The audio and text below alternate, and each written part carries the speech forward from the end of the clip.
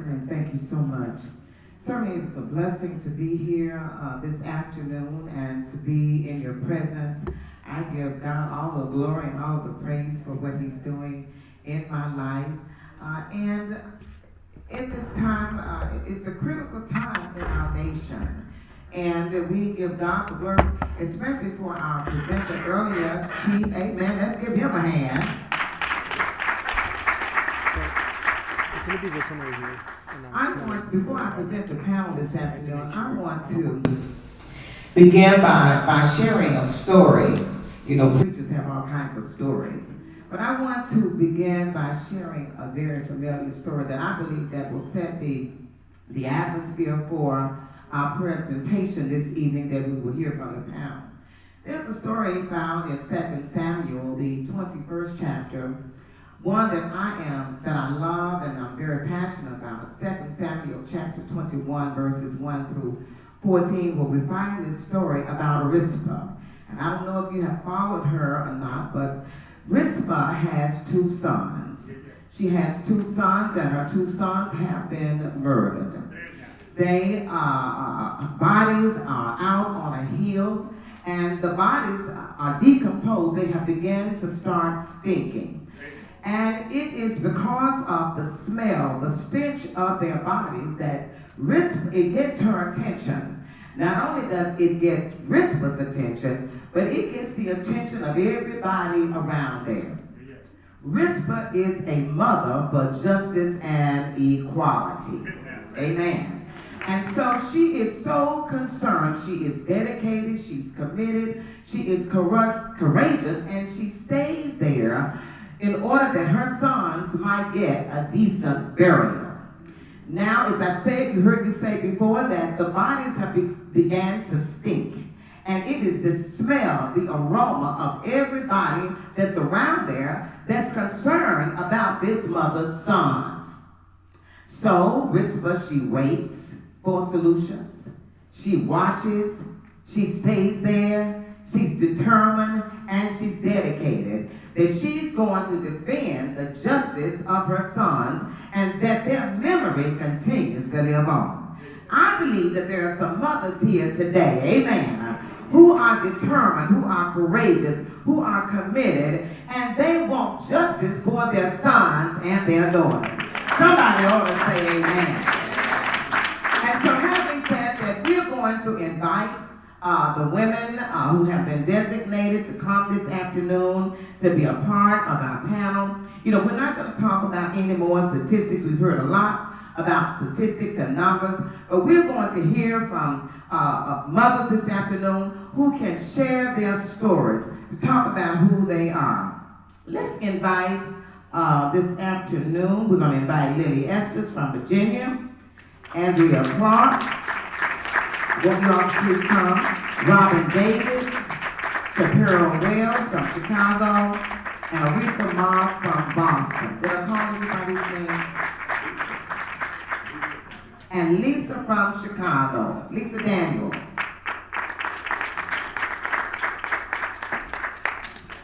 You know, no one prepares for the day, the moment, the time that we are going to get a phone call to tell us that something has happened to our children.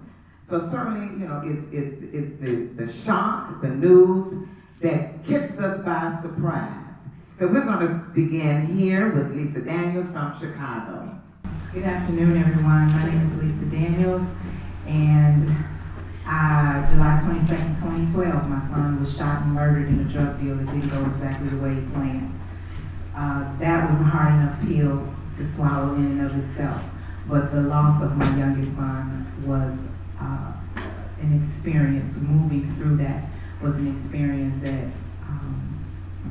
nobody should have to experience. But the blessing is being able to move on. The blessing is being able to find the courage to dig deep enough to find the courage to continue to move forward. The blessing is to be able to help other people in similar situations. The blessing is to be able to move forward when no one expects you to move forward. The blessing is moving forward when other people are watching and moving and showing other people that they can do the same thing. this year, it's taken 4 years, but in May, on Darren's birthday, May 30th, this year, I made the official launch of the Darren B. Easterling Center for Restorative Practices. What the organization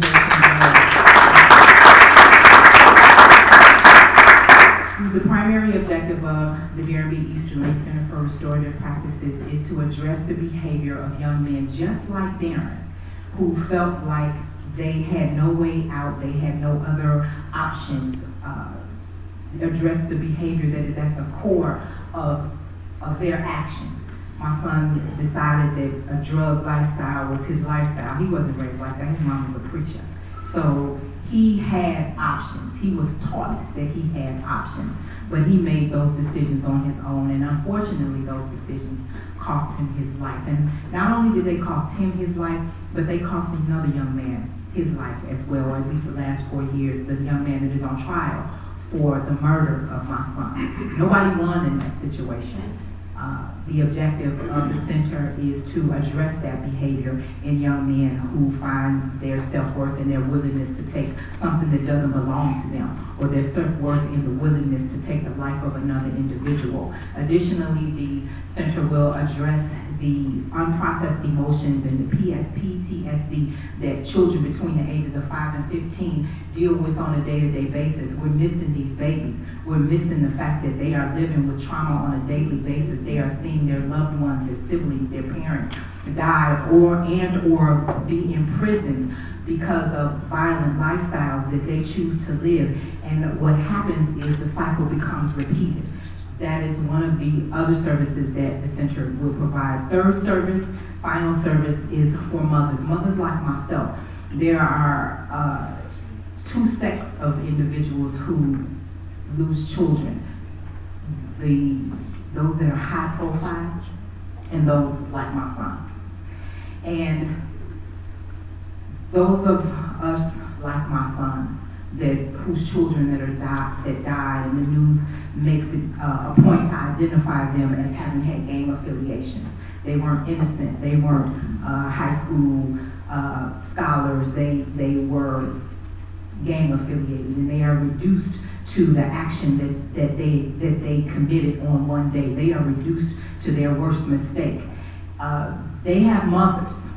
They have family members that love them. They have family members that miss them while they're gone. They have the same love that somebody else's child, somebody else has for their child. And this mother is oftentimes ashamed of the experience that she is on the other end of now, or the position that she's been placed in because of the action of her son.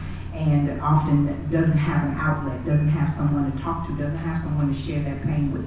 We're that outlet for her. We will help you through that. And my biggest thing is, you don't have anything to be ashamed of. I didn't have anything to be ashamed of because I didn't do anything. My son made a choice, and what I had to do was I had to respect the decision that he made for his life. I didn't like it because I miss him, and his children don't have him any longer. But I respect the decision that he made for his life, and unfortunately it cost him his life. There are other mothers like me that may not be there, and my objective is to help that mother get through the shame and the guilt that she may be experiencing because of the actions and the loss of her child. Amen. Amen. Thank you so much. Good afternoon. My name is Shapearl Wells. I'm from Chicago, Illinois as well. On March 4th, 2016, my son Courtney Copeland was killed in Chicago, right in front of this police station. This is something that has changed my life forever. Losing my only son was something that I couldn't even imagine. As I tell people, he did not fit the mold.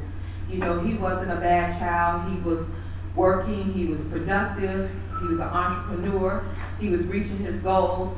And for me, it has been a very difficult journey these last 6 months, because I know that he had so many aspirations and dreams that he wanted to achieve, but in some way, the system failed him because he wasn't protected on these streets of Chicago.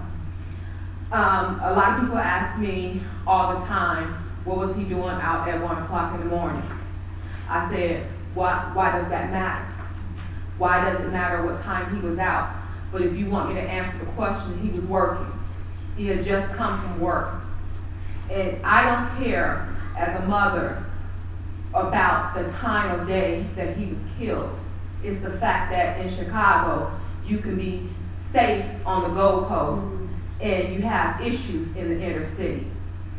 So for me, as I move through this purpose and try to find and make sense about what has happened to my child, I feel there are so many things that he couldn't do, that he didn't have time to fulfill. So I feel obligated to pick up those torches. One of the greatest things that Courtney gave to the world was the ability to hope and dream. He was an inspiration to so many thousands of people, and I mean literally thousands of people, young people, his age. And they would tell me that he was their light. And that night that he was killed, he made 2 Snapchats that were very profound.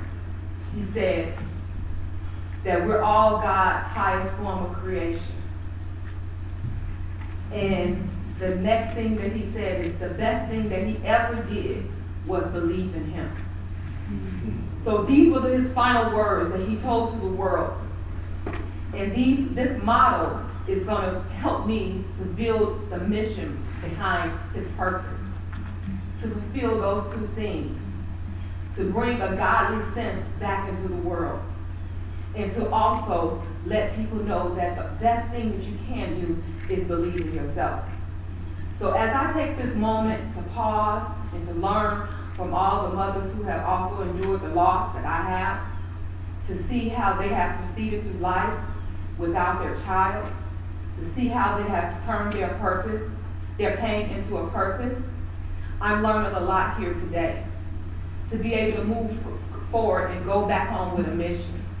Because I had so many things in my head, but I didn't know how to put it all together. This conference has helped me to move forward, to be able to organize myself, and to bring the memory of Courtney, and to build a legacy for him. Because he was someone that touched so many people. So I have to begin to touch back. He was helping the homeless. He was helping the youth, all of his friends. He was so giving. And so what I've learned mostly is that we have a mission. In this pain, we still have a purpose that we have to fulfill.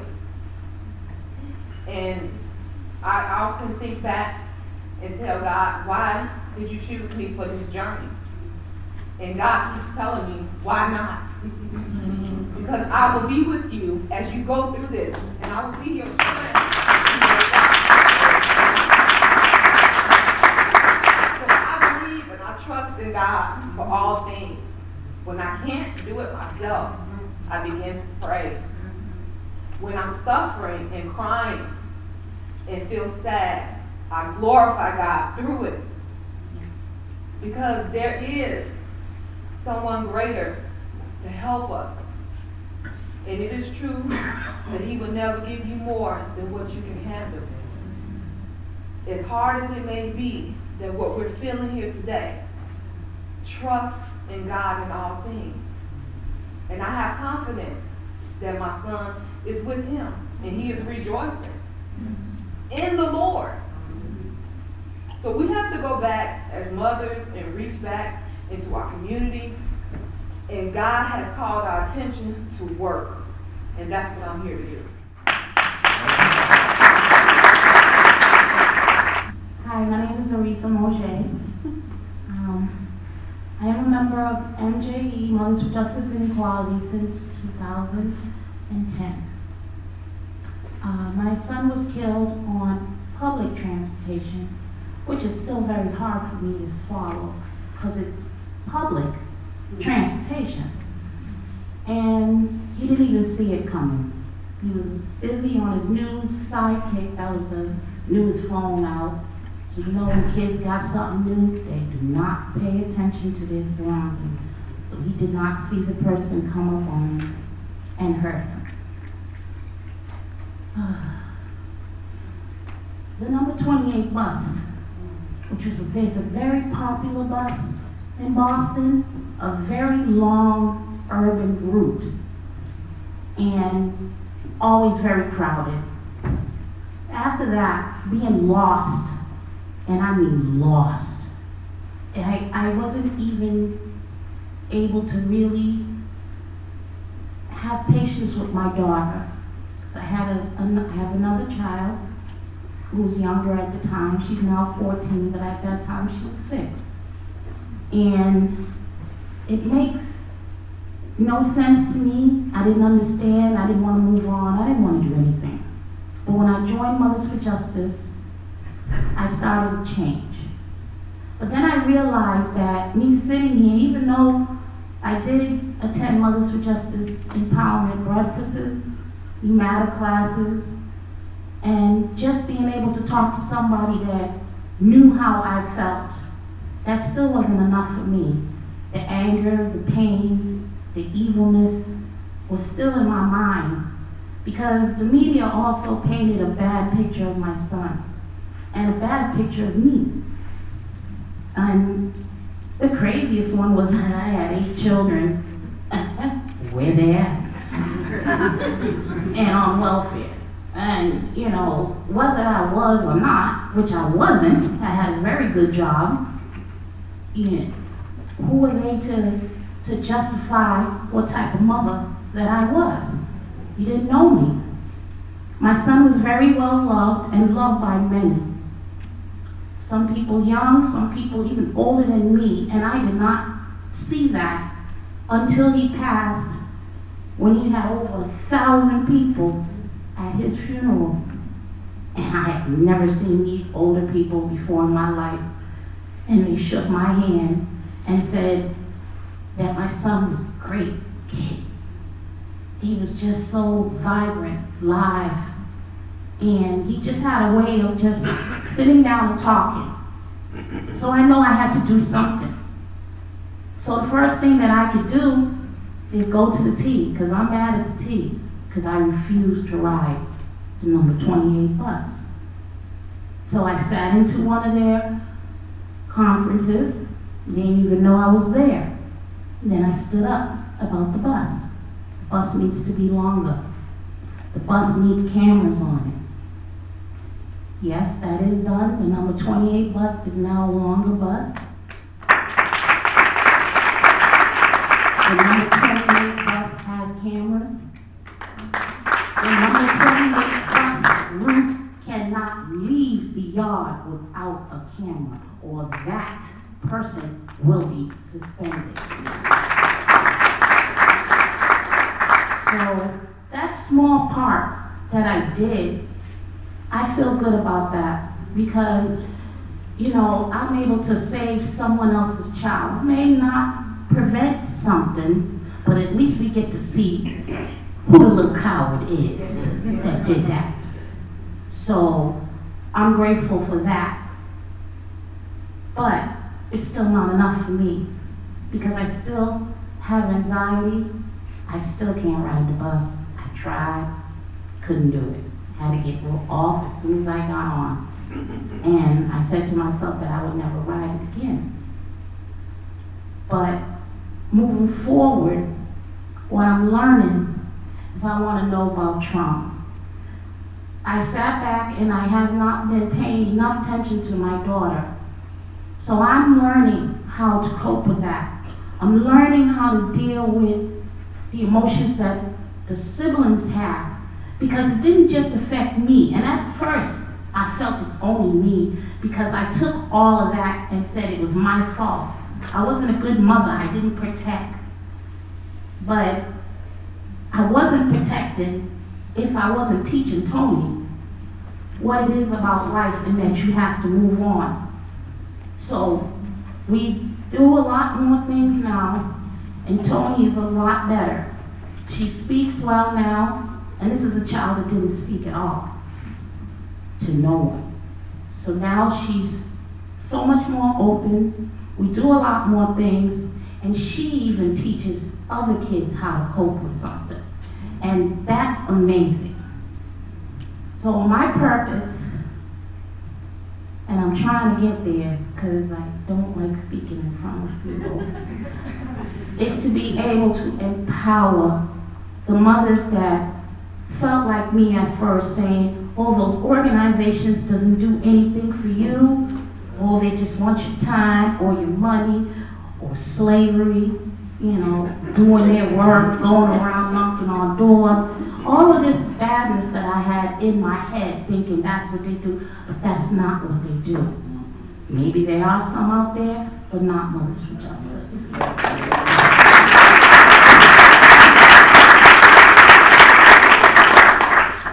So I'm saying that I never had forgiveness in my heart, and I was right about that. But I can actually say I do now. I had to forgive. And I noticed when I forgive, it felt like the weight came off my back. So I am able to forgive. I won't forget, but I forgave. And I even forgave God because I was mad at him that he took my baby. And I said, I know he's your baby, but he's mine too. So what came to me is that he needed to, his journey was ended, and he needed to do work for God. So my son is amazing. He got baptized without even, this wasn't even that I told him to get baptized. He did this on his own at 10 years old. Thanks to my mother and taking him to church, Sunday school, all the time. He knew who God was. He loved God. And I know he's up there doing great things. So that is how I get through my day. That he's doing good. God couldn't keep him down here because this place was evil. He needed to do work up there. So that's what keeps me sane. So I hope I could inspire women. I'm going to try. I really am. Doing a beautiful job.